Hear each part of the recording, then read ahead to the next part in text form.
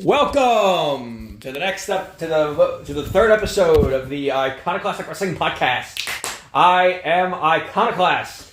I am Dick Taco. All right, let's get into wrestling. We haven't been here in a couple weeks because Iconoclast here goes back to school, and I had a chemical burn in my throat for 1 week.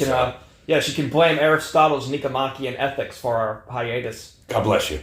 Anyway, Book I have to read for my so we kind of missed. I just want to recap. I mean, since we've been gone, we kind of missed the whole Punk getting fired thing. I mean, it has been. Did you see though? He was doing his other gig where he's a doing US MMA commentary. Sounds like 2 months is his no compete, which interestingly enough butts up right against Survivor Series. He's not in coming, Chicago. He's not coming back to WWE. Well, I don't think so either. But if it was written, holy shit, is it a perfect right? I mean, know, really. But here's the thing: you hear they would go insane. Nobody would touch him with a 10-foot pole right now. I don't know. You know what bothers me, and I just want to throw this in there because I'm the conspiracy theorist that I am. If you go on AEW's YouTube channel, they're playing nothing but Punk stuff right now, which is odd. What do you mean? Like there's so much in my suggestions about AEW Punk stuff, and it's AEW's official channel. They're still selling all his stuff too. Hey, well, I need to get me a CMFTR hoodie, like cheap now or something. Well, I just got my CM Punk collectible micro brawler, where it's one of the, like the little figures. Is it on the sign says "We'll work for food" on it or something? Well, I remember seeing stuff at All Out. Apparently, they were confiscating. Security was confiscating CM Punk signs. That's what they said. Yeah, I heard Brian Last and Jim Cornette talking about that. So don't even get me fucking started on what Jim Cornette was saying. Hey, I haven't been listening to him as much anymore, but I do. He just does seem like an angry old man that yells at the clouds sometimes. Yes, like he was. I can't defend him. Just like he was talking about how like the AEW head of legal sweeps with the other wrestlers. He did not say that. I listened to it. He said he was good friends with it. Your boy Dave and Brian Alvarez, they blow this stuff up on Twitter, but she's friends with Balding Buck and Road Warrior Buck, the two. Why is one of them Road Warrior I don't Buck? know. Jim called him that, but Balding Buck is perfect because he has bald. But anyway, hey, they're good wrestlers. I don't want to hear it. Yeah, they wrestle. They have kind of herky-jerky, spastic movements, and I'm never gonna. But anyway, we kind of missed the boat on the whole Punk thing. So I mean, I don't want to belabor that. Everybody knows what's going on. There's nothing going on until something else happens right now. I do not want to see that little shit Jack Perry back there though, because I can't believe they would keep him. Because that sends a bad message, I think. Well, also with the Punk thing, it's a pattern, and I'm not saying the guy's totally blameless, but I'm listening to Inside the Ropes today with Bret Hart talking about when Hulk Hogan got the belt from him at WrestleMania 9, and then he promised to put him over, and then he said he wasn't in his league. Bret just went back and wanted to fight him, challenge him to a fight backstage. But you see, this is it's a different time. I know. I understand. Well, because also not just men were tougher 30 years ago. They could settle their differences and still work together. No, you see two things. A, I think we live in a more civilized time where men can settle their differences with words and not with their fists. And that's what you have a lawyer for after you get in trouble for using your fist. And B, we live in an era of the cell phone and the internet. Oh, yeah. I would like to see the footage, though, if there really is footage. I would like to see it. I don't know. I don't know if they can. I don't know if they're allowed to, so. I mean, again, even if... Well, again, they might not because, it shows other people backstage and those people... Well, whatever, yeah. I mean, it's not like they're giving away the tricks anymore with everything they put about wrestling. Well, because, if they were to release that footage, they would have to get the consent of everyone there. Sure. But I just can't believe seeing all this stuff about when he was running Collision, just how petty he was. How it takes two to tango. Or four, however many are in with... the elite in those guys. You just have it out for the elite. I'm not a fan of theirs.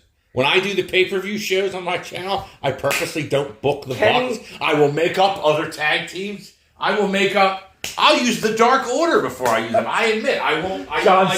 John Silver and Alex Reynolds and Evil Uno. Pizzeria Uno.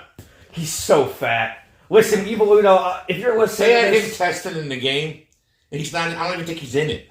Listen, Evil Uno, if you're listening to this man, you're a great wrestler, but when you wrestle... No, that's an overstatement, but go ahead. Listen, you're a good worker, But just keep your shirt on, man. Do not take your shirt off. No.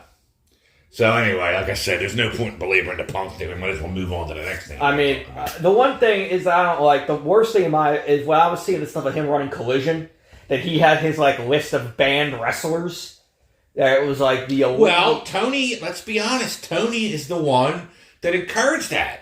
Doing this soft brand split, putting him over there, instead of saying tough shit, you all got to work together. He's my star. Like, he should have handled... Like, with that, they're all top tier at AEW, really. I mean, even the Bucks don't deserve it. Like, Kenny, I leave Kenny out of it a little. But then when he drank the Pepsi thing, you know. Oh, okay. That Pepsi... That Pepsi thing... What if that Pepsi really did taste bad? It's all right. It still looks bad. Nobody's going to believe that shit. They were eating Chicago deep dish pizza. They did a victory lap at Collision. Those two were cunts. The Bucks. Let's just... I texted your mother because she wants to get tickets for, Dynamite up at Temple in Philly. What is that? So I guess. But I said, how much is front row? Oh, yeah, because you want to punch... I was like, I want to wear Cornette t-shirts. I want to cut the Cornette! Die, fuckers! I would spend the night in jail to punch one of them. Like, Jim Cornette is right. They just have slappable faces that you just want to smack them. But anyway, I digress. They're good wrestlers. That's debatable. Hangman Adam Page. I told you I have a different opinion of him. As long as he keeps his mouth closed. No, well, I think that he's a good wrestler. They booked him for Wrestle Dream. He's against who? Swerve Strickland. He pissed somebody off, Adam? No, well, Swerve Strickland, they're trying to push him as a heel with the Mogul Embassy. It's him, Prince Nana, and Prince Nana's penis, right? It's him, Prince Nana, Brian Cage, and... the Wolverine. Hopefully he doesn't kill his entire family. Ooh, Wolverine. Sorry. And then Toa Leona and Bishop Khan. These two Why do they need a religious man? A bishop? He's a bishop. No, but they're these two like big Samoan guys, and one of them just goes ah. He's just like the wild Samoans, like they wouldn't talk. Shame up. Wait, no, you do it. Shame up. Anyway, what else did you want to talk about this week? Well, we can talk about. I just wanted to say something because I was reading about because this week the Endeavor WWE. Oh merger. Yes, the merger, the big deal is the first time McMahon will not be the owner of the WWE territory since 1952 when he started Capital Sports, and which they also had stake in Puerto Rico at the time. Monsoon ran it. The company name, I must say, is dog shit. TKO Group Holdings. That's terrible. And Vince is still backstage at Raw making creative changes. Yeah, I know. Another thing, since we haven't done this in a while, speaking of that, creative changes, I watched Payback when that happened. And How was that? I did not watch it. They looked like there was a lot of telegraphed moves that looked like they were trying not to hurt each other. Like watching, especially the Judgment Day and Zayn and Owens, which was a good match. Judgment Day came out on top, won the tag belts.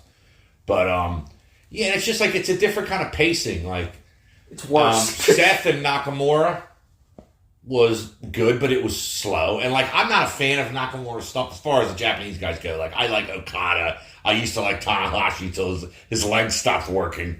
But Nakamura, I saw him live at Ring of Honor in 2015, and I was not... Who did he wrestle in Ring of Honor in 2015? It was War of the Worlds Night 1 in Philly at the ECW Arena. It was him and Okada versus the Briscoes was the main event. Phil and I watched the whole thing standing because there's a big garage door because it used to be like a loading dock.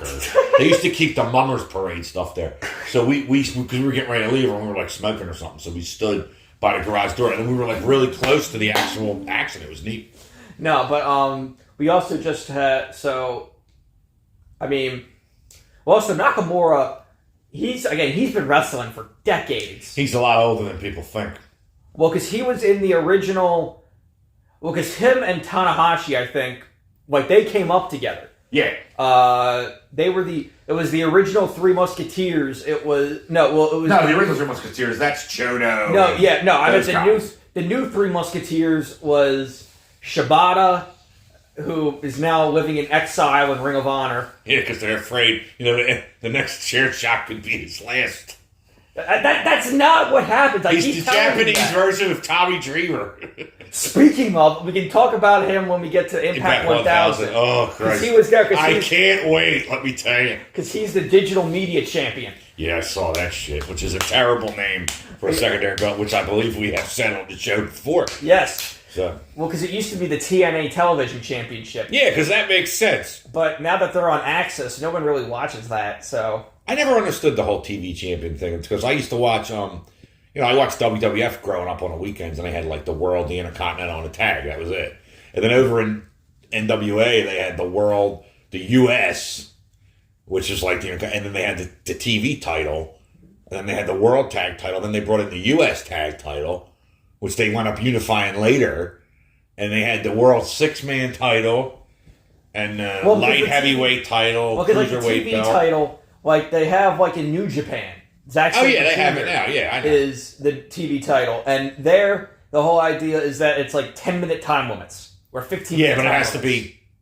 They used to tell you the rules on TV when I was a kid that it had to be defended so many times on television in, like, a month or something like that. Well, because, like, that used... Because now, like, with AEW, they've turned the formerly All-Atlantic title, now the International Championship... Yeah. has become kind of the workhorse title. Orange Cassidy, when he was champion, I know how much you hate him, but he's one of the best. You'll never know how much I hate him.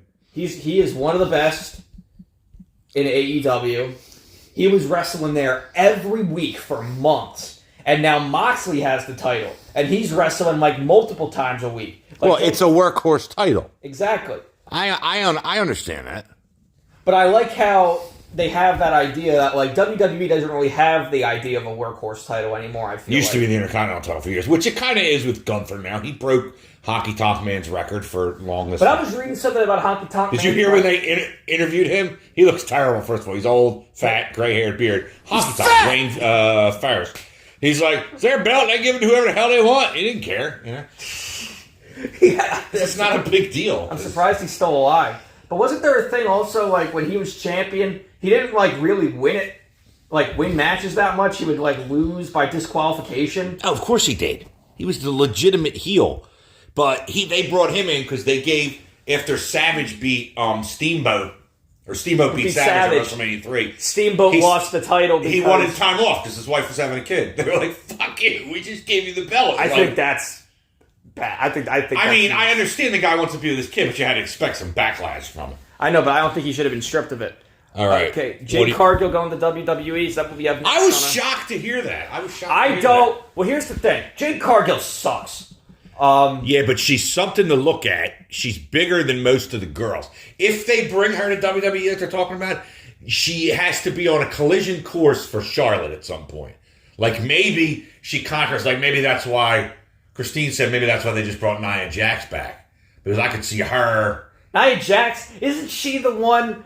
Was she the one who... It was during, like, the television store phase of, of COVID, where she got, like, hit on the ring and she was like, my hole! My hole! And they made those hi-ho, Seven Dwarf memes. I get her mixed up with Tamina. Tamina is like a third of her. But she made a good point saying maybe they brought her back because... They're going to have all the big women fight each other? Yeah, but I'm just saying, like... Throw Dewdrop in there? She's not Dewdrop anymore. Oh, Piper Niven or something. She's injured anyway. I don't know what happened to her. But basically they're saying, too, that they brought her in for that taping and she lost to Statlander, so that's it for her. That was her exit. I didn't see that. So. I didn't see it either, but they were talking about her leaving when they taped it already. Before they even showed it. I mean, look, she's not a good wrestler. They built her like an unstoppable beast for so long. No, but it was nowhere near as good as someone like Goldberg. No, but WWE could pick up and do that again. You could just do the same exact thing. Make her an unstoppable beast for her run and then... Yeah, but she already lost. Yeah, but in another company. So I know it doesn't matter, but like... Come on. I know. So many different ways you can do it. I know, but... Like, it's not the best thing I want to talk about here, but I was shocked to hear that she was... Like, the reason Goldberg worked was because Goldberg had an aura. Yeah, he looked exactly like Steve Austin, but with muscles. Bigger muscles. And... That's all his aura was. And he could, I wouldn't say promos, but he had certain lines. Rah! Who's next? You're next. I love Goldberg. Yeah, I was waiting to see him come out at All In. I was going to turn it the fuck off. I was going to have All Out. You don't want to see him have one last match? I don't want to see him ever have a match again. Would you want to see him show up as like a manager? No. Or you can't do managers. I mean, they don't have any good managers. Don Callis is the only. Don Callis. Don Callis is great. Don Callis is amazing. He's one of the best heel managers. What about Prince Nana? I don't know. Prince Nana's great. Who do they have in WWE? Nobody. But in AEW, they have... The last one they had in WWE was that black guy, Abraham something or other. Abraham Washington. He managed the primetime players, and he said something on Who's the primetime players? It was, who was it? Darren Young, and who's it? Titus O'Neil. Hurrah, hurrah, hurrah. But no, he said something during a match to the camera. He said, Titus O'Neil's like Kobe Bryant in a hotel room in Colorado. Unstoppable. They canned his ass like a tuna. You never saw him again. It's like what Jim Cornette said about a guy. I forget what it was about. Trevor Murdoch could strap a bucket of chicken to his back and drive a motor scooter across Ethiopia. I don't understand how he didn't know what was wrong with that entire statement. Trevor Murdoch was like a fucking loser. Yeah. He used to be in WWE a long time ago. Who was he? What was his name? Trevor Murdoch. Well, they were trying to. I always thought they were going to make him like Dickie Murdoch's son or something. Well, because I remember in early TNA, which now we'll have this segue into the Impact 1000 discussion. Oh, we're doing transitional material now, huh?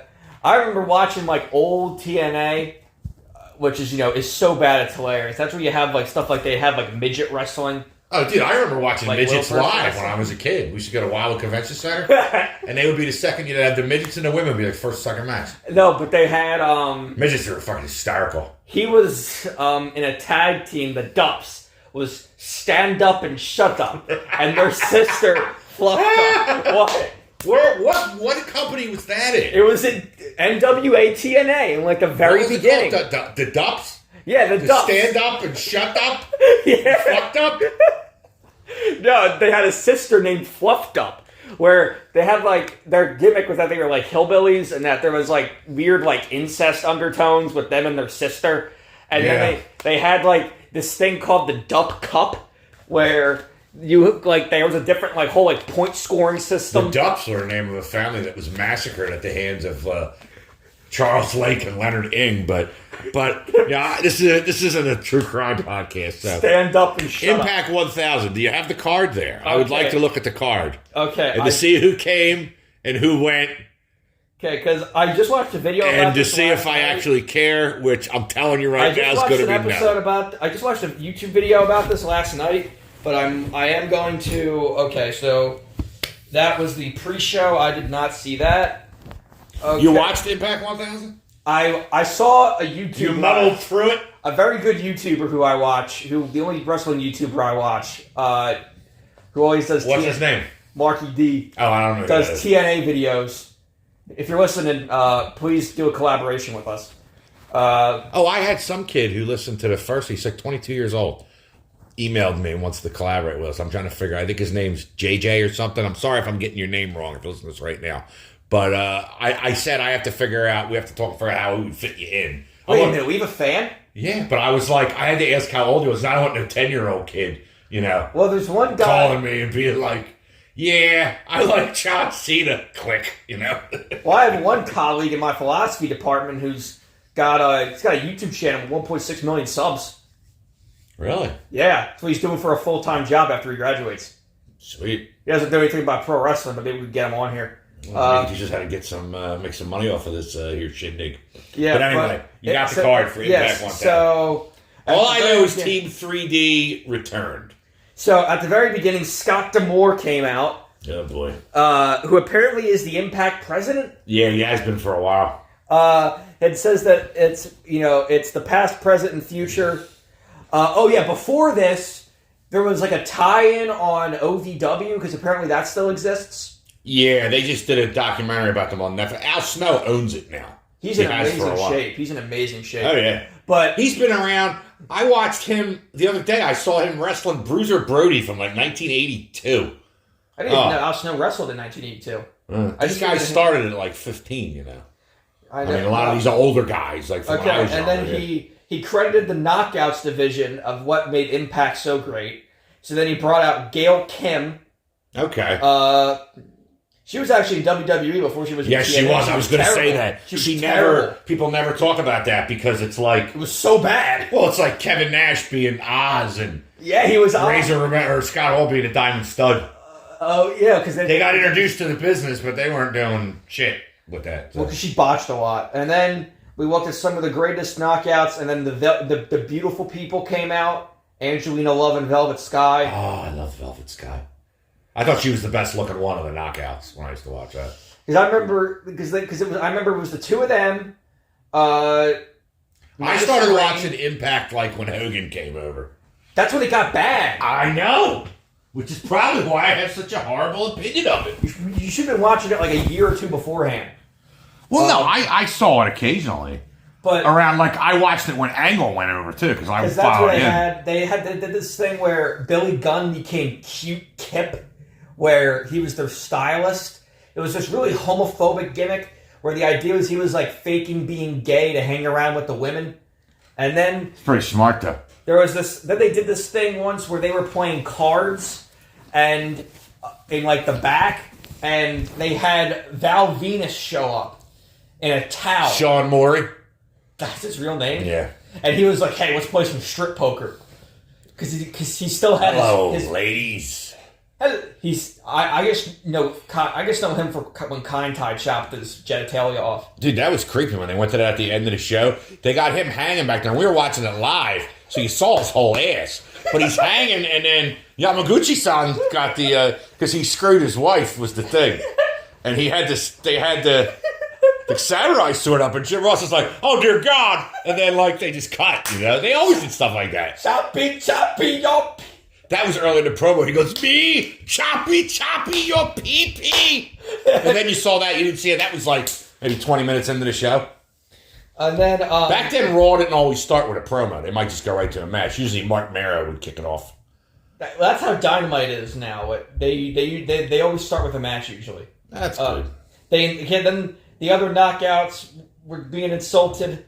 And then the beautiful people are... Gail Kim says the beautiful people are being rude and obnoxious. Tensions escalate when Giselle Shaw shows up. Who's Giselle Shaw? I think she might be the current champion. Oh, boy. Rick Steiner got in trouble for saying stuff about her. Oh, the trans stuff. Yes, Giselle Shaw is a trans woman. But if she's a trans woman, I don't get how they can compete in the same division that people that aren't trans. Like, if she's a trans woman, does that mean she's really a dude? No. Like she has a dude body part? See, no. I'm older and I don't get this crap. If she's a she was born a man and she transitioned to a woman. But she has no more... The cock and balls are gone? Can you verify that? Because if she's got a tree trunk down there, I don't think it's fair that she's wrestling them.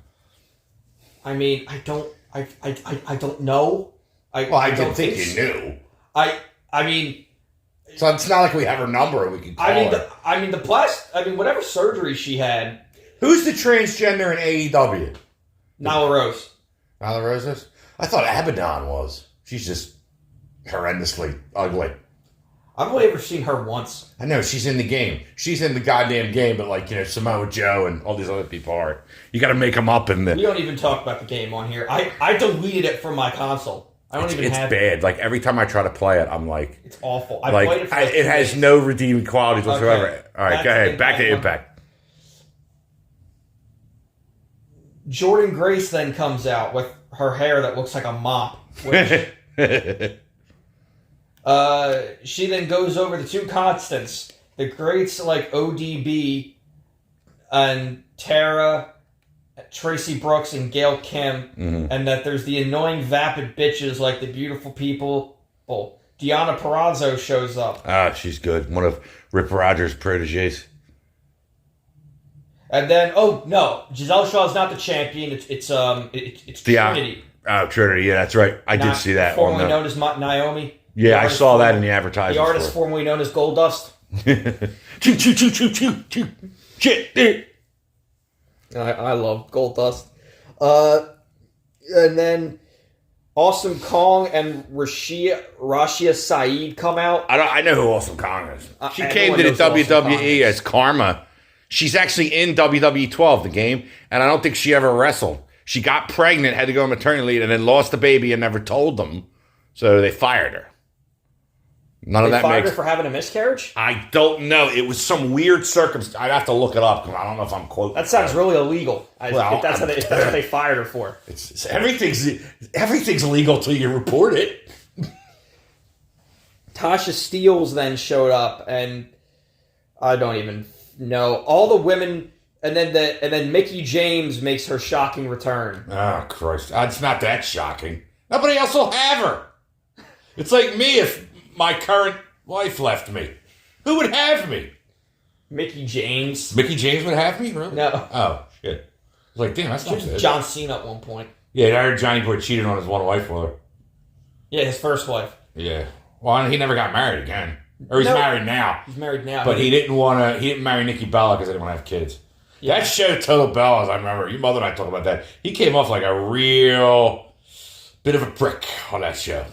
I personally never liked the guy. I mean, I understood his reasoning for not wanting to have kids. His reasoning was that he was so busy with work that he felt like he couldn't be a good father if he had kids. He wouldn't be there to support them. That's admirable, but it also sounds like a cop-out. But get back to the Impact 1000. We're segueing way off the tarmac here. And then we cut backstage with Eric Young. Oh, boy. With him making... Another stellar find for TNA. With him reuniting with America's Most Wanted, James Storm and fat-ass Chris Harris. Oh, God. I got to get the Steiner thing out again. What? He's fat! Gotta get that out again. Fat asses! No, because he was fat in, 2006. He's fat! Because I remember seeing... I saw what he looks like. I was following this because they recorded this a while ago. This wasn't live. Really? It wasn't? I don't think so. Because at one point, he left TNA and went to WWE, and he was Braden Walker. And that's when they had James Storm try to be a single star. And then he came back, and he was so fat. He's fat! Because they were a good tag team in the very beginning of TNA. They had absolutely. James Storm's one of those great tag team wrestlers like a Bobby Eaton or an Arn Anderson. They had really a good. Again, they had an amazing match with Christopher Daniels and Elix Skipper, the first ever 6 Sides of Steel match, where Elix Skipper does a hurricane. He does a tightrope walk on the top of the cage because there's no roof on the cage. Yeah, and he had this I forget if it was he had Storm or Harris up there, and he does a Hurricane Rana off the top of the cage. It was crazy. Wow. And then Santino Marella, who is the authority figure. Which that's like a oxymoron in itself. He then makes guess who he makes the deputy. Guess who he makes the authority figure. Miss Piggy. I have no idea. Shark Boy. I told you, him and New Jack when they were in a tag team together was so good. If you want to watch some funny shit, watch New Jack and Shark Boy as a tag team. They would play board games together. Shark Boy gave him... Was Shark Boy the only person that could ever keep him calm? Shark Boy gave him Hulk hands, and he started fighting with him. I have a pair of those in a car. And there was also this whole thing where Shark Boy would get hit on the head, and he thought he was Stone Cold Steve Austin. Oh God. Stop delving into the history of their bullshit and keep reading the card. I can't listen to this anymore. So that the return of Feast or Fired. I heard about that. Which, for people that listen who aren't aware, Feast or Fired is you fight for 4 briefcases, and they either have a title shot or you're fired. Yes, for those who don't care, or for those of you that do know, for those of you who don't know, but for those of you who know and don't care, much like myself. I remember Christopher Daniels got one of them once, and it was a fired one, and that's when they had him come back as Curryman. Ugh. Briefcase. I don't even think the guys from TNA would want you bringing up all this stuff. It's so bad. But go ahead. Oh, yeah. PCO showed up. Yeah. Frankenstein, old man, French-Canadian pirate boy. Pierre the Quebecer. Okay, there were a bunch of guys in this match. Taurus, Kushida. Oh, Kushida. Finally, a good name from Japan. Chris Bay, Sami Callihan. You said good people were in this. Why you were including Callahan in that? Crazy Steve, Moose, Chris. Okay. How much more of this is there?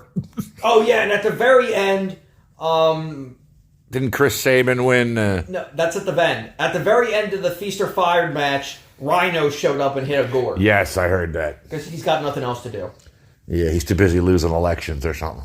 Wait, what? Did he run? He was running for Senate or Congress or something in whatever state, I think in Michigan. During an interview with Gia Miller, Chris Sabin vows to become the first ever 10-time X Division champion by dethroning Lio Rush, who, that's the main event. Lio Rush from AEW. Another bum. He is a fucking bum. Sorry, Leo, if you're listening to this. I'm not sorry, he is. The Desi Hit Squad shows up, and then they get beat up by Team 3D. Oh, yeah. They hit a what's up. Josh Alexander comes out and starts talking. Alex Shelley comes out as he's the champion. They cut a promo. There's nobody that's a bigger fan of Alex Shelley than me. And then that's what Josh Alexander said. And then Alex Shelley says, a bigger fan of mine or a bigger mark for me? Or a bigger mark? Yeah, ouch. He calls him a mark. Ouch. But, there can't be a crowd chant because there's no one in the crowd. Yeah. I saw that. And then we had a mixed tag match. Eddie Slapnuts Edwards versus and his wife Alicia Edwards versus Frankie Kazarian and his wife Tracy Brooks. Why are the wives involved? I don't know. Skip Frankie it still. Kazarian and Tracy Brooks won. Frankie Kazarian comes out and he says that at Bound for Glory on October 21st in Chicago, Tracy Brooks will be inducted into the Impact Hall of Fame. Which, I'm not sure if that's an insult or a compliment. Hey-o! Lio Rush is then interviewed backstage. Boo. Chris Sabin, who also main evented the first ever Impact. Well, no. Well, because here's the thing. Like, when they say Impact 1000, they don't count all the stuff when they were doing weekly pay-per-views. For the first... Oh my God, they have that much garbage? What? It's like there's a garage somewhere with nothing but videotapes full of this horse shit. Well, that's another thing that I can talk to you about, because I got another TNA thing to talk about, and then I want to talk to you about WCW. All right, make it quick, because we got to move on here and get away from Impact. So Okay, and then we had Lio Rush versus Chris Sabin. Chris Sabin won. Okay, so... Now, what's this WCW stuff you wanted to ask me about? Oh, God, you gotta watch this shit. I know because you weren't watching WCW by this point. WCW 2000 is some of the most entertaining wrestling I have ever seen. You're a mark for Vince Russo, then. No, I'm not saying no, because you it's are. good. You are. It's not because it's good. It's because it's so bad. I just love watching it. Like, what did you see that was so bad? I'll tell you if I saw it. There was this whole match where it was during the New Blood versus the Millionaires Club thing, and Vince Russo is leading the New Blood, but then there's also, well, for one, the factions don't even make any sense because you have guys like Hugh Morris that are in the Millionaires Club. Bill DeMott. What? Bill DeMott. He used to be a trainer for... along with one of the great wrestlers. NXT or whatever. Horace Hogan. Oh, please. And then there was this whole thing where Vince Russo... And they're also Chronic. Yeah, that's Brian Clark and Brian Adams. Yeah. I get Brian Adams mixed up with Chris Adams. The creator of Super Kick. Gentleman Chris Adams? Yeah. Who's also in the World Tag Team Classic. Yes, the Tag Team Championship of the Universe, Starrcade 90. Yeah. That's better than any of the shit you're talking about. But anyway. But they have this whole, thing where Russo comes out and he says that every match is going to be under New York rules, which is... Yeah, I remember this. Keep going now. I remember this. Where there's going to be no referees and you count your own pinfalls. I used to switch over like when I was high or something, when I was like in my early 20s. Like, it would be so funny. And there would be stuff like, like a bunch of other shit happened. This was in a different episode, but it just popped into my head. But there was a thing like where David Flair was trying to find Tori Wilson or something. He was trying to find her. He was walking all through the building. And then there was this thing at the very end where there was a battle royal for a title shot, I think. But, like, everyone was in there. They had, like, a 50-person battle royal where people just kept coming out into the ring. Was this on Thunder? No, it's Nitro. Oh, because Thunder had one. I remember Savage came back for that. It was his last time he wrestled. Wait, maybe it was Thunder. Because that's what I'm thinking of. Maybe that's what I'm thinking of. Because Savage shows up. Yeah, then it's Thunder. Yeah. There's, like, a thing where then Asia shows up. They have Harlem Heat 2000 and Norman Smiley show up. Ah! Screaming Norman. Ah! Big Wiggle. I fucking love Norman Smiley. He's a good wrestler, too. It's a shame that they gave him such a stupid gimmick. And when he was the hardcore champ, he wore all the pads and shit. Well, because he was in World Wrestling All-Stars also. Oh, no, we're not going to World Wrestling All-Stars. I'm not going to Australia. Yeah, no. Anyway, a couple other things. Wait a minute. In local wrestling comments, we were talking about the Dynamite that's going to be in Temple. 10-14 at the 2300 Arena is MLW Slaughterhouse. Main event is Jacob Fatu, one of the other cousins of the Bloodline, against Minoru Suzuki. I hate the Bloodline. We're going to have to go to that show because there's no way you're going to be able to deal with it with the heat in there. We're going to have to go in the winter when they bring like heaters and throw them in the building. So then I'm not going there when it's hot. No. Dude, I went the one time that I Ring of Honor. It was May. I never sweated. I lifeguarded for 15 years. I never sweated like that in my life. Okay, so what other topics do we have on the teleprompt? AEW. Possibly 12 pay-per-views a year going to HBO Max. Which I think is a great idea. I think it's good if they go to a streaming thing like that, but I don't. I think if you want to do 12 pay-per-views a year, you're going down the same road as everybody else. They already got, it's money related, so of course they'll do it. And the streaming network will probably pressure them to do it to make them all money. The big thing is they got to space the pay-per-views out. Yeah, but how are you going to space them out any more than 1 month? I don't know. But we've got, just from the end of August to the beginning of October, we've got... Well, now with Wrestle Dream added, you have 1, 2... 3. You have 3 pay-per-views, and then you have Grand Slam. 4 big shows in 1 month. How the fuck do you pull up to anything? Isn't there like Fight for the Fallen and all that other stuff comes up too? That's in the Then summer. you got Winners Coming. No, I'm talking about coming up now. Then you got Winter is Coming 3 will be in December. Winter is Coming is in December. Yeah, but I'm saying like going from like right before Labor Day all the way up to what I'm talking about, it's like there's something every couple of weeks. Winter is Coming is like the episode. Grand Slam's coming up, right? Grand Slam is this Wednesday. Yeah, that's what I thought. The main match I'm excited for. It'll be yesterday, which we're recording Sunday. Is Eddie Kingston versus Claudio winner take all match. That'll be good.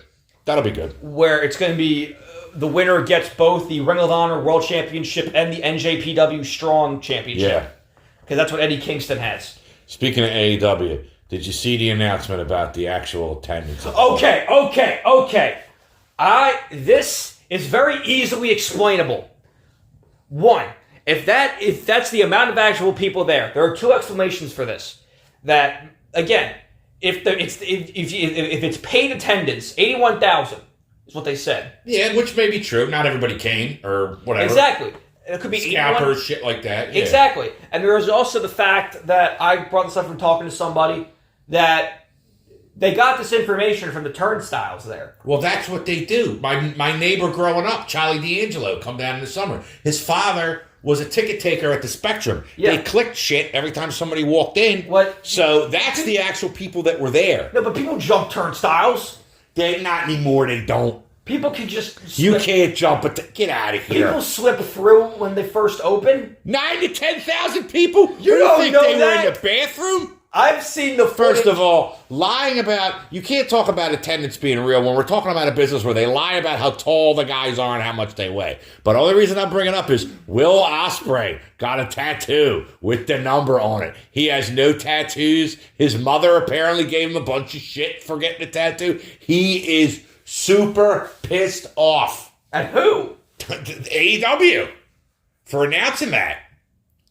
And now Tony Khan said something else about...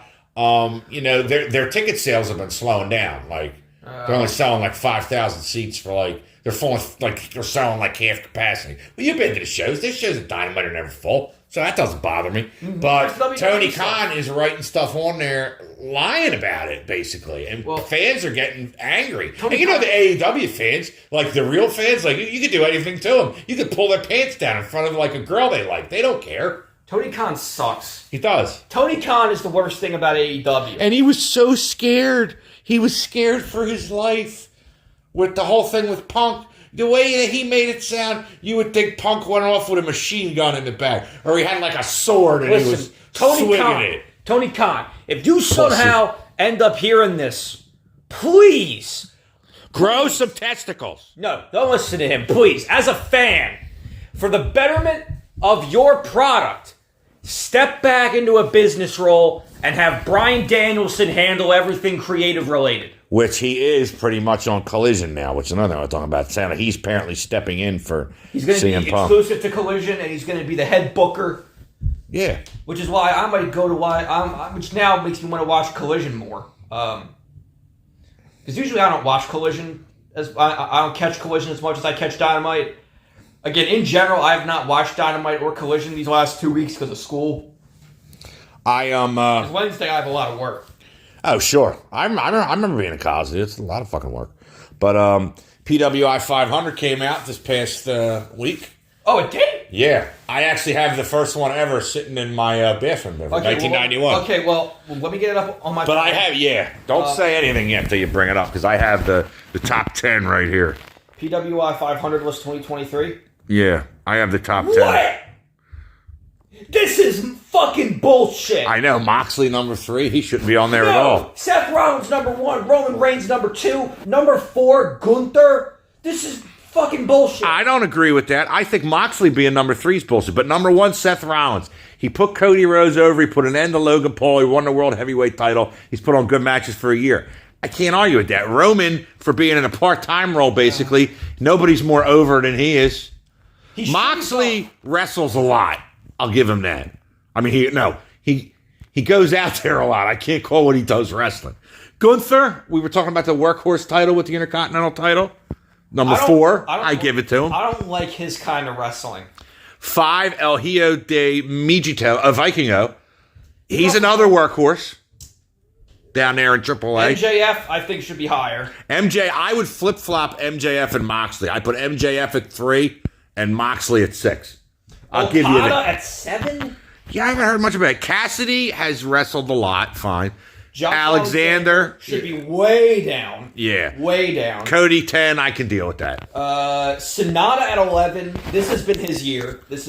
Oh, you actually... All I have is the top 10. Hold on. I got the whole 500 here on my phone. Naito, not on the list at all. Which I was Tetsuya Naito. He won the G1 Climax this year. That's what I mean. Who the fuck makes this list? I don't know. Claudio for a world champion being number 12. Danielson 16. He was hurt a lot. Ospreay 17. Ospreay. No. He should be up there. No. Whoever makes this list is paid off by Vince and his people. Not necessarily. John Moxley got number 1 the 1 year. Alexander Hammerstone. That's pretty high for an MLW guy. Number 18. Trey Miguel at number 20. Do you even know who Trey Miguel is? No. Exactly. He's an X Division guy in Impact. Kenny Omega, 25. He was injured for a while, so... No, but I understand that. He wrestled 2 of the greatest matches in the history of pro wrestling this year. Zack Sabre Jr., 36. 1 spot ahead of Bron Breakker. This is an odd list. This is a terrible list. Jay White, 32. Wasn't he IWGP champion for most of the year last year? Matt Cardona, 31. Masha Slamovich, number 15. Mike Bailey's 3 spots ahead of Hiroshi Tanahashi. Okay, I agree with that. Wardlow at 47. Darby Allin at 49. Who's at number 49? Darby Allin. No, Wardlow's way too high. Jacob Fatu at 56. Nick Aldis at 57. I don't even know who some of these people are. You know who Nick Aldis is. No. That's Magnus from the old Who's TNA. Psycho Clown at 52? Beats the shit out of me. Satoshi Kojima, number 60? Well, he had one match this year against Punk, didn't he? Well, if you don't count... Pentagon Jr., number 72. Jack Perry, 73. Is Punk even on this list?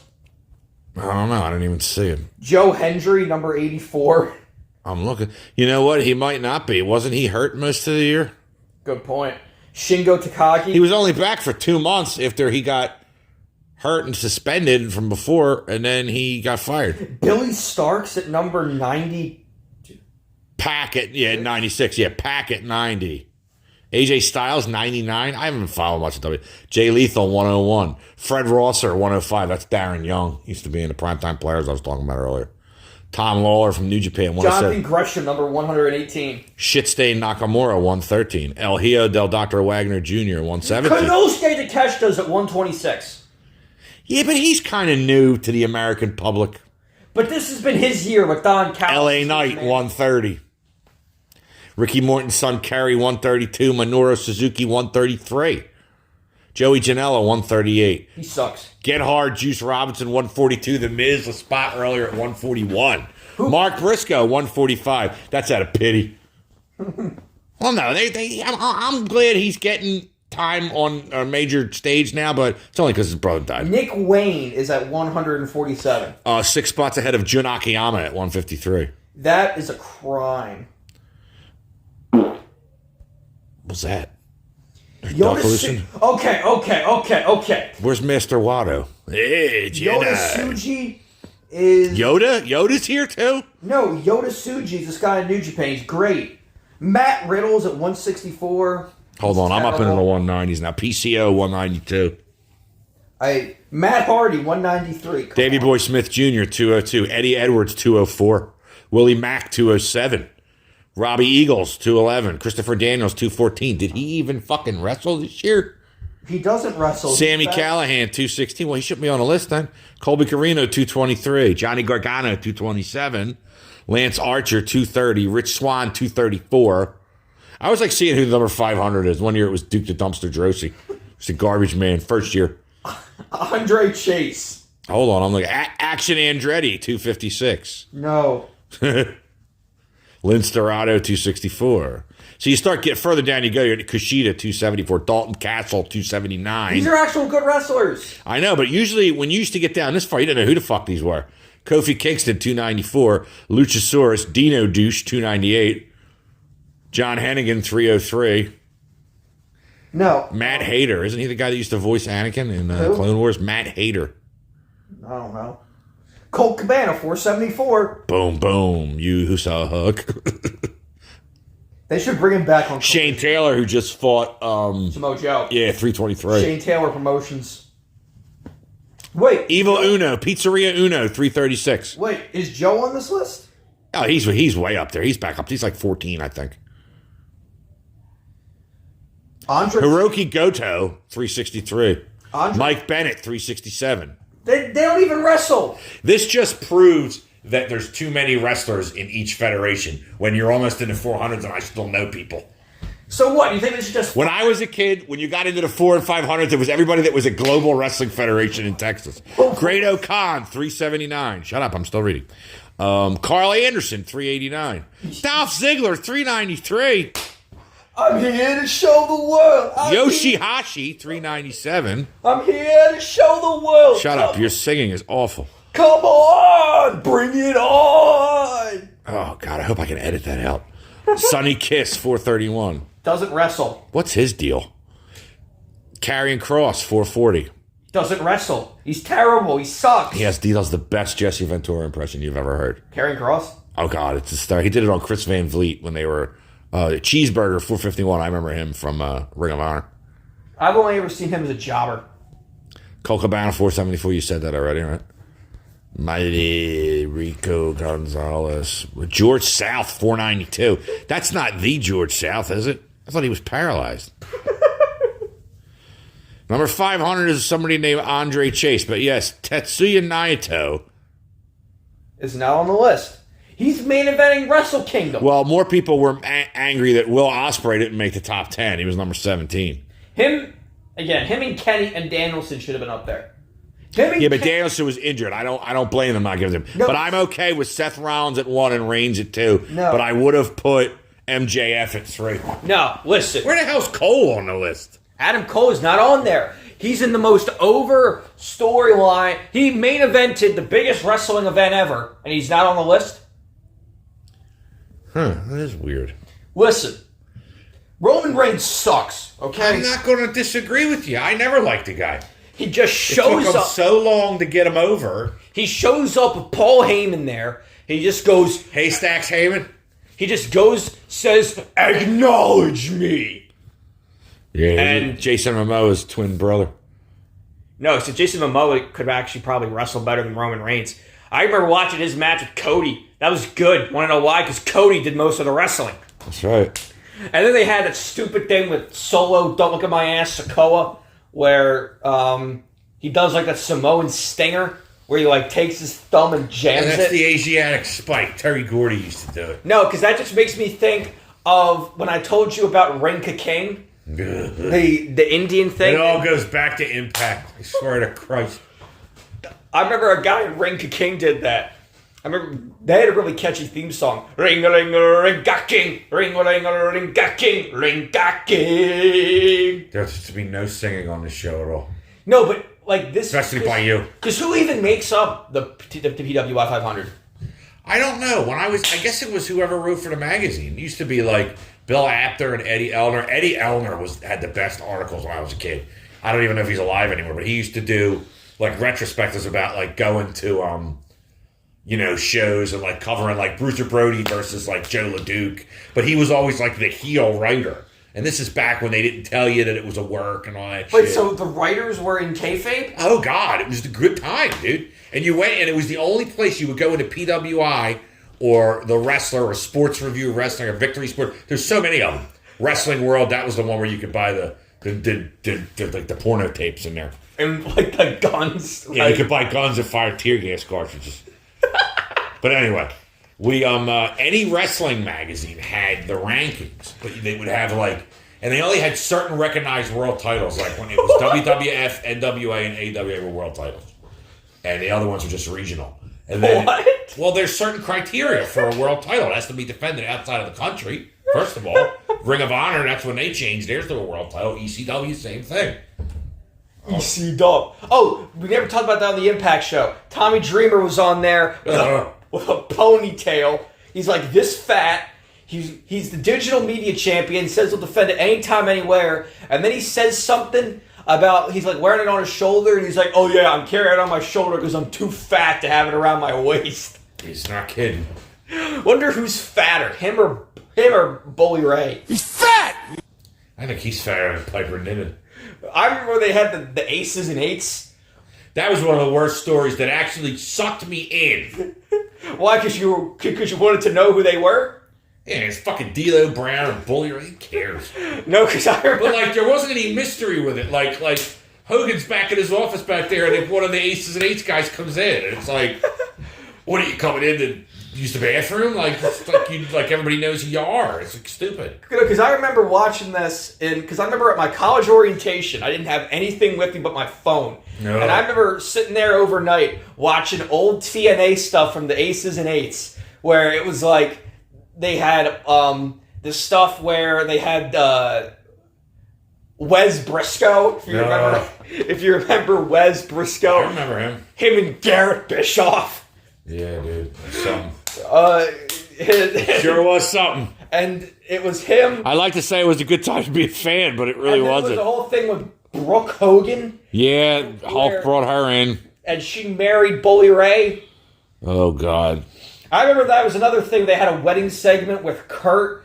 It was Kurt and Karen renewed their vows. Yeah, I remember that. And it was a thing where AJ was his best man. But then Kevin Nash came out and hit the minister in the head, and he accidentally pronounced Karen and AJ husband and wife. They had another thing where supposedly AJ and Dixie, what's her name? Bob or Dixie Carter? Dixie Carter.